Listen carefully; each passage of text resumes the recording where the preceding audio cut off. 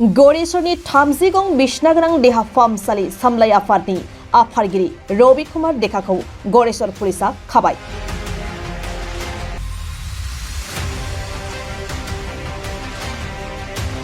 तामुलपुर जिल्लानि सिङाव थानाय गरेश्वर नोगोरनि गरेश्वर 30 गं बिसना गोनां देहा फाहामसालियाव गुबुन गुबुन समाव गुबुन गुबुन मुवा बेसाद खावनायजों लोब्बा थानाय सिखावखौ थार साजा होनांगौनि थाखाय गसरलाय थिसनदोंमोन देहा फाहामसालि सामलाय आफादनि आफादगिरि रबि कुमार देखाया।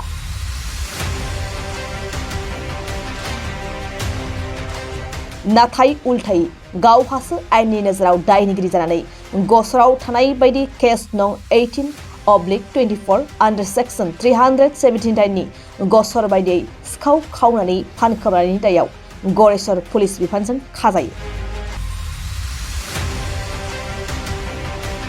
गरेश्वर पुलिस थानानि ओसि दीपज्योति मजुमदार अर्जुन दासनि गोख्रों दैदेननायाव थिं सिखाव रबि कुमार देखाखौ पुलिस मावख'गिरि पुलिन कलिता बिथाङा हमो।